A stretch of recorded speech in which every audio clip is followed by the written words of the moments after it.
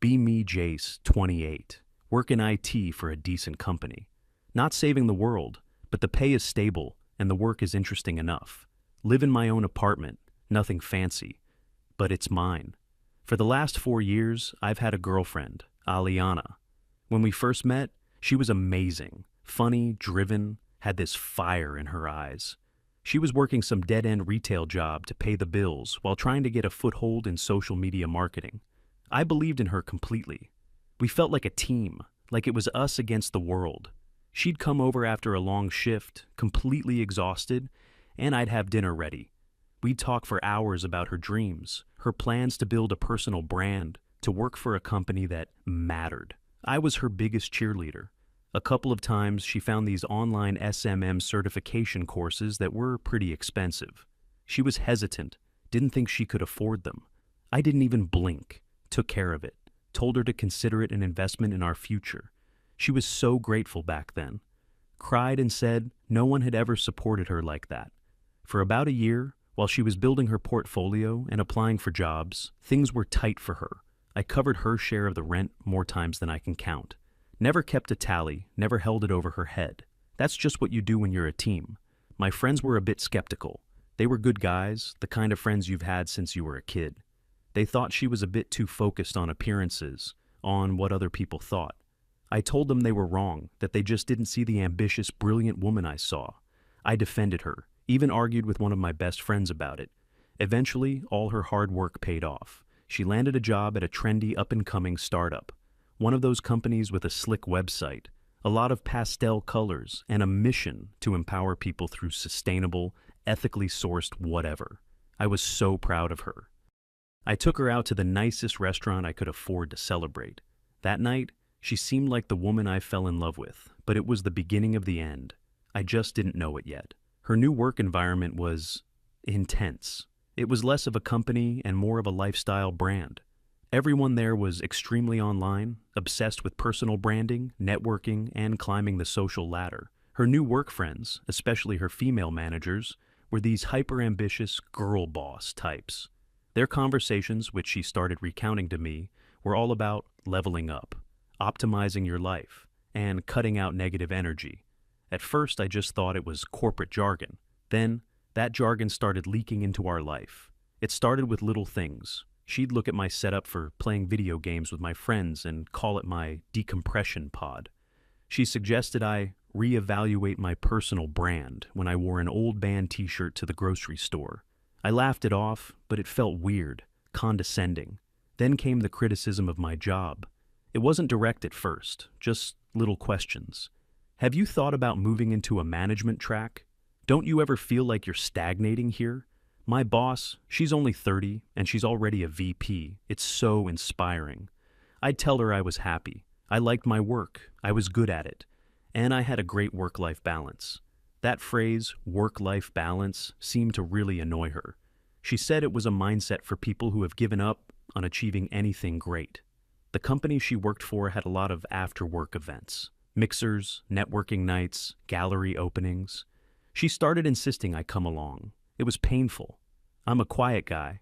I'm not great at small talk with strangers, especially when they're all trying to outcool each other. I'd stand there awkwardly, holding a drink, while Aliana flitted around the room, laughing and making connections.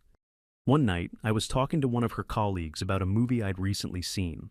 It was just a normal conversation. Aliana came over, put a hand on my arm, and smoothly changed the subject to a recent industry conference she attended. She gave me a look. It wasn't angry, it was worse. It was embarrassed. Like I was a child who had just said something inappropriate at the dinner table. The car ride home was silent. I finally asked her what that was all about. She sighed, this deep theatrical sigh. She explained that I didn't understand how these things worked, that my conversation was low value, and that I should be talking about things that build social capital. I was just talking about a movie. My friends were next on the chopping block. We had them over for a BBQ, something we used to do all the time. My friends are normal guys. They work in trades, in sales, in government jobs. They talk about sports, cars, and complain about their bosses. Aliana was polite to them, but distant. She spent most of the time on her phone, answering urgent work emails. After they left, the critique began. They weren't ambitious enough. They were stuck in a traditional mindset. She asked me if I ever felt like my friends were holding me back from my full potential. I told her my friends were good, loyal people who had been there for me through everything. She just shook her head and said, "You are the average of the 5 people you spend the most time with." It was like she was reciting a line from some motivational influencer's playbook. Our arguments became more frequent. They were always about me not being enough, not ambitious enough, not sophisticated enough, not wealthy enough. She started talking a lot about partnership, how a modern relationship is a strategic alliance between two high-value individuals, pushing each other to greater heights. I asked her if love and affection still factored into her equation. She said that emotional support is the baseline, but a true power couple builds an empire. I felt like I was dating a CEO, not a girlfriend. The physical affection started to dwindle. She was always too tired, too stressed, too busy planning her next career move. Compliments disappeared, replaced by constructive feedback. She told me I needed a new wardrobe. My clothes were uninspired. She told me I should get a different haircut, something more assertive. She even critiqued the way I talked, saying I used too much hesitant language. Every part of my personality, everything she once claimed to love, was now a flaw that needed to be fixed, a bug that needed to be patched. I started to feel like a project, her fixer-upper boyfriend. The worst part was the feeling of being constantly tested. Every conversation was a job interview. I was failing. She'd ask me what I was reading, and if it wasn't some business biography or self-help book, she'd look disappointed. She'd ask about my day at work, and if I didn't have some major victory or corporate battle to report, she'd lose interest. I started to dread coming home. My own apartment, the place that was supposed to be my sanctuary, felt like a performance review I could never pass. I tried to talk to her about it. I sat her down one evening and poured my heart out. I told her I missed the old us, the team, the couple that supported each other instead of judging. I told her I felt like I was losing her, that she was becoming someone I didn't recognize. She listened patiently, with a practiced therapeutic nod. When I was done, she told me that my feelings were valid, but that I was misinterpreting her intentions. She wasn't criticizing me. She was challenging me. She wasn't pulling away. She was creating space for my growth. She said my discomfort was just growing pains, and that I was exhibiting classic male resistance to a powerful woman's success. She had an answer for everything. A perfectly packaged corporate feminist buzz phrase to deflect any real emotional responsibility. It was a conversation with a brick wall, a very articulate, well-branded brick wall. I felt completely alone in a two-person relationship. The money issue came up again, but in a totally different way. I never once mentioned the thousands of dollars I'd spent on her courses or the months I covered her rent. But she started making comments about our finances. She wanted to go on a lavish vacation to some trendy spot she saw on social media. I suggested a more modest local trip, since we were trying to save up. She scoffed, said she didn't want a mediocre experience. Then she said the line that made my blood run cold. "If you had a better job, we wouldn't have to worry about things like this." After everything I had done, after all the support I had given her when she had nothing, that was the moment I knew, deep down, that it was over. The respect was gone, completely. But I was still a coward. I couldn't bring myself to end it. I kept hoping the old Aliana would come back. She ended up making the decision for me. It was a few weeks later. I don't remember the exact day. She had been at a work awards ceremony. She came home late, well after midnight.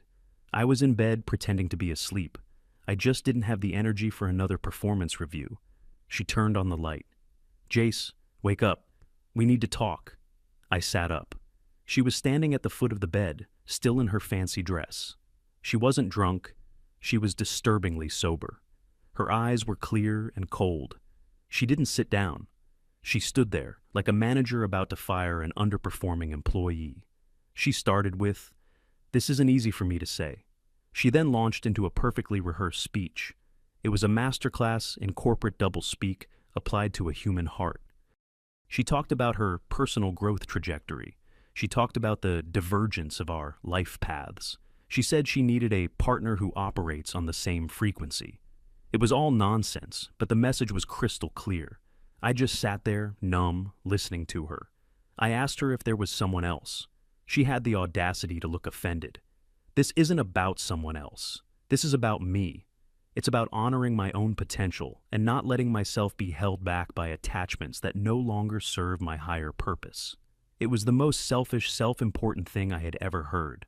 I finally found my voice. I asked her, after 4 years, after everything, the courses, the rent, all the support, does any of that mean anything to you? I wasn't yelling. I was just empty. She looked at me, and for the first time, her corporate mask slipped. I saw a flash of genuine, ice-cold contempt. Then she smiled, a small, dismissive smile. "Jace, you have to think of it like an investment," she said, her voice smooth as glass. "You invested in me. I'm grateful for the seed money, but my stock is soaring, and frankly, you can't afford me anymore. Sometimes early investors just get cashed out. Not all investments pan out the way you hope." She called my love, my support, my money, seed money. She called our relationship a failed investment. I had no words, nothing. My brain just shut down. I couldn't process the sheer cruelty of it. She told me she had already packed a bag and would be staying with a friend. She'd arranged to get the rest of her things later in the week. She walked to the door, paused, and looked back at me. "I really do hope you find someone on your level someday, Jace. Goodbye." And then she was gone. I just sat there on the edge of the bed, in the quiet apartment that suddenly felt huge and empty.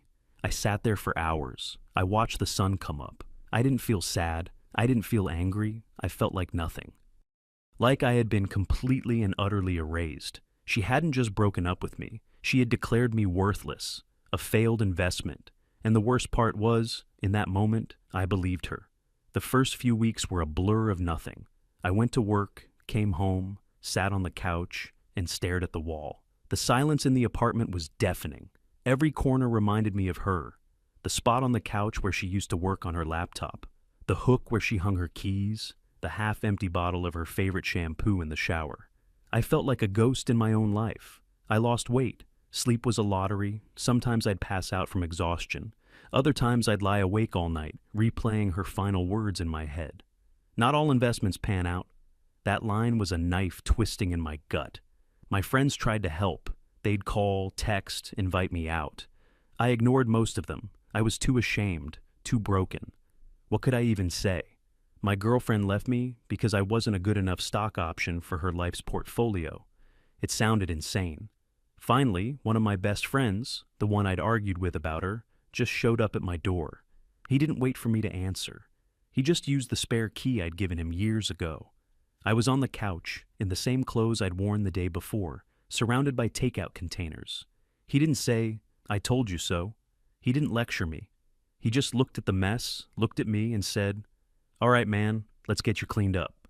He didn't leave. He stayed the whole weekend. He helped me pack up all of Aliana's remaining things into boxes and stack them in the spare room. He dragged me out of the apartment for a walk, just to get some sun. We didn't talk much about her. We just existed. And for the first time in weeks, I didn't feel completely alone. That was the turning point. It was slow, painfully slow. My friends formed a sort of rotating schedule. They made sure I wasn't alone every night. One would drag me to the gym. Another would come over with pizza and a console to play games. They never pushed me to talk about it, but they created a space where I knew I could if I wanted to. The gym was a huge help. At first I was weak. I could barely lift anything, but I channeled all the anger, all the humiliation, into the weights. Every rep was a push against her voice in my head, telling me I was mediocre. I started going on my own, early in the mornings before work. It became a ritual. The physical pain was a welcome distraction from the emotional kind. And as I started to see changes in the mirror, my confidence, which had been completely shattered, began to slowly piece itself back together. At work, I threw myself into a new project. It was a complex system migration that nobody else on my team wanted. It was tedious, difficult, and required a lot of late nights. It was perfect. For hours at a time, I could just focus on code, on logic, on solving problems that had clear, definable solutions. It was the opposite of my relationship with Aliana. There was no subtext, no mind games, just a problem and a solution. A few months into the project, I solved a major issue that had been plaguing the company for ages. My boss was thrilled. the higher-ups noticed. It wasn't about impressing anyone. It was about proving to myself that I was capable, that I wasn't the stagnant, unambitious failure Aliana had painted me as. Life started to find a new rhythm. I was working hard, working out, and spending quality time with friends who actually cared about me. I was starting to feel like myself again, or rather, a better version of myself. One weekend, my friends suggested we try something new. There was an indoor rock climbing gym that had opened up nearby. I was hesitant at first, but they convinced me to go. The moment I got on that wall, something clicked. It was like the project at work, but physical, a puzzle for my body. It required complete focus. You couldn't be thinking about your ex-girlfriend or your job or anything else. You had to be present, focused only on the next handhold, the next foothold. I was terrible at it, but I loved it. I started going a couple of times a week. It became my new obsession. Meanwhile, I'd occasionally hear things about Aliana through the grapevine. Social media made it unavoidable. Her profile was a curated masterpiece of success. There were pictures of her with a new guy. He looked exactly like the type she'd described wanting. Sharp suit, expensive watch, smug smile, a finance bro. There were photos from fancy restaurants, rooftop bars, and weekend trips to exclusive resorts. Her captions were full of nauseating hashtags about living your best life and building an empire. Each post felt like a targeted missile designed to prove how right she was to leave me. It stung, I won't lie, but the sting was getting duller. I was building my own life, a life that didn't need external validation or Instagram filters. I was happy for the first time in a very long time, genuinely happy. It was on a regular evening at the climbing gym. I was trying to solve a particularly difficult bouldering problem, falling over and over again. I was frustrated, about to give up. A woman's voice from behind me said, "You're thinking too much? Try leading with your left foot." I turned around. She was leaning against the wall, smiling. This was Ella. She had this warm, genuine smile that made you feel like you'd known her for years. I took her advice, tried the route again, and to my surprise, I made it to the top. I climbed down, grinning like an idiot. I went over to thank her. We started talking. The conversation was effortless. We talked about climbing, about our jobs, about stupid movies we liked. She told me she owned a small bakery nearby. There was no pretense, no agenda. She wasn't interviewing me for the position of high-value partner. She was just talking. I found myself opening up in a way I hadn't with anyone in a long time. We ended up talking for over an hour, until the gym was about to close. As we were leaving, I took a chance and asked if I could buy her a coffee sometime, to thank her for the climbing tip. She smiled that incredible smile again and said she'd like that. Our first date was just coffee. It lasted for 3 hours. I learned that she'd built her bakery from the ground up. She worked incredibly hard, waking up before dawn every day, but she loved it. Her passion for it was infectious. She asked me about my job. I told her about the IT world, expecting her eyes to glaze over. But she was genuinely interested. She asked smart questions. She was impressed by the complexity of it. She didn't see my job as a status symbol. She saw it as a skill, something I was good at and worked hard for. It was a completely new experience. I told her vaguely that I'd recently gotten out of a long, difficult relationship. I didn't go into details. I just said it ended badly and that I was still finding my feet. She didn't press. She just nodded and said, "I'm sorry you went through that. It takes time to heal." That was it. Empathy. Simple, honest empathy. A few days later, I was back at the climbing gym. Ella was there. She saw me and waved me over. She handed me a small paper bag. "I brought you something," she said. Inside was a pastry. It was still warm. "A little fuel for your climb," she explained. It was such a small gesture, but it hit me like a ton of bricks. In 4 years with Aliana, a woman I had financially supported and emotionally carried, she had never once done something like that. Something small, thoughtful, and selfless, just to make my day a little better. I almost choked up right there in the middle of the gym. That was the moment I knew. This was different. Our relationship grew naturally from there. We spent our weekends hiking and climbing, not at pretentious networking events. We cooked dinner together at my apartment, talking and laughing, instead of going to overpriced restaurants to be seen. She respected my quiet nature. She didn't try to change me or mold me into something I wasn't. She loved my simple friends, and they loved her. They saw how happy she made me. She celebrated my promotion at work with a homemade cake, not with a lecture on how I should already be aiming for the next level. She didn't care about my job title or my salary. She cared about me, my character, my kindness, my loyalty. She appreciated me for who I was, not for who she thought I could become. It was a revelation.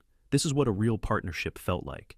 It wasn't a strategic alliance. It was a safe harbor. Around this time, I heard from a mutual acquaintance that things weren't going so well for Aliana. The finance bro had unceremoniously dumped her. Apparently, he'd found a newer, shinier accessory. He'd done it in public, at one of those rooftop bars she loved so much. Just told her he was bored and walked away, leaving her with the bill. Karma, I guess.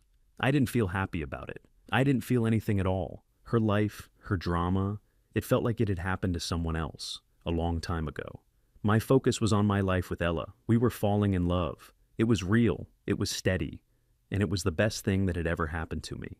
A year or so after we met, her bakery's main oven broke down. It was a catastrophic failure. A replacement would cost a fortune, money she didn't have readily available. She was on the verge of losing her business, the thing she had poured her life into. She was devastated, trying to be strong, but I could see the panic in her eyes. I had been saving money aggressively ever since my promotion. I had a significant nest egg built up. I went to the bank, withdrew the full amount needed for a new top-of-the-line industrial oven, and transferred it to her account. When she saw it, she broke down in tears. She tried to refuse, saying she couldn't possibly accept it. I looked at her and said, "This is what a team does. We're a team. Consider it an investment in us." I used the same word she had used to crush me, but this time, it was filled with love, not contempt. It was about building something together, not cashing out. She just held me and cried. We were solid, unbreakable. A few months after that, we took a trip. We planned to climb a mountain we had both been dreaming of conquering. It was a challenging multi-day hike. When we reached the summit, the view was breathtaking. The world was spread out below us. We were alone, just the two of us. I knew, in that moment, that I couldn't imagine my life without her. I got down on one knee on a rocky peak thousands of feet in the air, and I asked Ella to be my wife. She said yes, of course. There were tears, but they were the good kind. We just held each other up there on top of the world, feeling like we were the only two people alive. The engagement wasn't some big social media announcement. We told our families and our closest friends, the people who mattered. Ella didn't want a huge flashy diamond. She wanted a simple, elegant ring that she could wear every day, even when her hands were covered in flour. The wedding planning was the opposite of what I imagined a wedding would be like. It was fun. No stress, no drama. We made all the decisions together. We decided on a small outdoor ceremony in a beautiful park, followed by a reception at a local brewery that our friends loved. We wanted a party, not a performance. My friends, my best men, were so genuinely happy for me. One of them pulled me aside during the planning and told me, with a tear in his eye, that he hadn't seen me this happy since we were kids. He said Ella was the best thing that ever happened to me, and he was right. We got married on a perfect autumn day.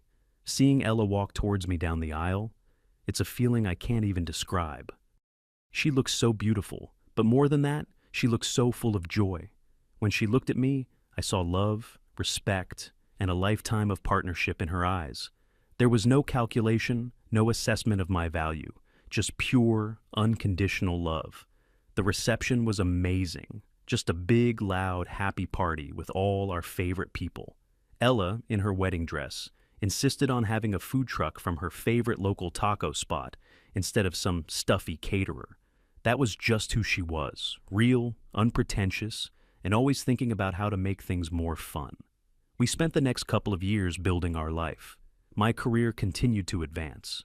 The confidence I'd found translated into my work. I was leading projects, mentoring junior developers. I was respected. Ella's bakery was thriving. The new oven had allowed her to expand her menu and take on bigger orders. She even hired a couple of employees. With our combined incomes and my savings, we were able to buy a house. It wasn't a sterile, minimalist mansion like the ones Oleana used to drool over on Pinterest. It was a modest house on the outskirts of the city with a big backyard. It needed some work, but we didn't mind. It was our project. We spent our weekends painting walls, planting a garden for Ella's herbs and berries, and building a small climbing wall in the garage. We adopted a goofy rescue dog from the local shelter.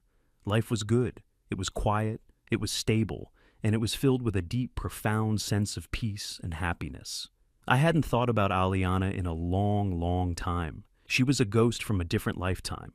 Then, one night, it all came crashing back. It was a Friday. Ella and I were on the couch, watching a movie with the dog curled up between us. It was a perfectly normal, happy evening. My phone buzzed. It was a message from an old college acquaintance, someone I hadn't spoken to in years. The message just said, "Whoa, man, didn't realize this was you." Congrats! Attached was a link to a post from one of my friends. My friend had posted a small album of photos from our wedding, just a few shots of the ceremony and the reception. He'd tagged me in it. I had mostly stayed off social media, so I hadn't seen it. The pictures were great. They captured the joy of the day perfectly. There was one photo in particular, a candid shot of me looking at Ella during our first dance. The look on my face, it was pure adoration. I smiled, showed the post to Ella, and we reminisced about the day for a bit. I thought nothing more of it. I didn't know that this post had somehow, through the twisted logic of social media algorithms, made its way onto Aliana's feed. What happened next, I only found out later, pieced together from a few sources. Aliana's life, after the finance bro, had been a slow, steady decline. Her trendy startup had eventually gone bust, a victim of its own hype. She was laid off. She discovered that her high-value skills weren't as in demand as she thought. She bounced between a series of short-term contracts and less glamorous marketing jobs. She was now in her early 30s. The dating market she had been so confident she would dominate was not kind to her. The top-tier men she pursued were either not interested in settling down or were looking for younger women. The normal, decent guys she now considered were wary of her obvious social climbing and entitled attitude. She was alone, living in a small apartment she could barely afford, watching all her girl boss friends get married and have kids, while she was still chasing the high-status life that seemed further away than ever. She was bitter, lonely, and stuck. So, on that Friday night, while I was happy and content on my couch with my wife, she was doom-scrolling through her phone, drowning her sorrows. And then she saw it. The wedding album. She saw my name. She saw my face. She saw me looking happier and more successful than she could have ever imagined. She saw my beautiful wife, a woman who radiated warmth and genuine success, not the brittle, curated kind she chased. She clicked on my friend's profile, then found my profile, which I rarely used. She saw pictures of the house, the dog, the trips Ella and I took.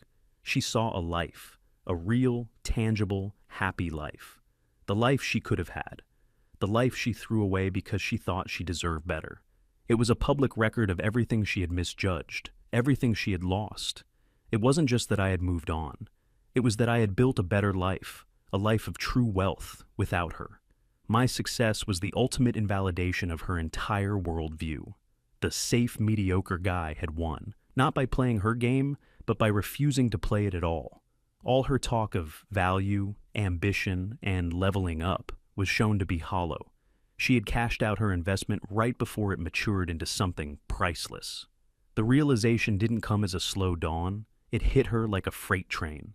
All the years of condescension, the smug superiority, the cruel, dismissive words she had used to break me. It all came rushing back, but this time it was directed at her. She had traded a diamond for a handful of shiny rocks, and now the rocks had turned to dust in her hands. A few days later, I got a text from an unknown number. I saw the pictures. "You look happy. I'm glad." I knew instantly who it was. I didn't feel anger. I didn't feel pity. I didn't even feel satisfaction. I just felt distant. I showed the message to Ella. She read it, looked up at me, and just gently took the phone from my hand. She blocked the number and deleted the message. "You don't need that in your life," she said simply. And she was right. I never heard from Aliana again. Her destruction wasn't a big dramatic movie scene. It was a quiet, lonely implosion in a small apartment on a Friday night. It was the silent, crushing weight of realizing you had everything you could ever want, and you were the one who threw it all away. My life isn't a revenge story. I didn't build my happiness to spite her. I built it because I found someone who deserved my love, my loyalty, and my investment. I found a partner who understood that a relationship isn't about what you can get, but what you can build together. And that's a kind of wealth Aliana will never understand.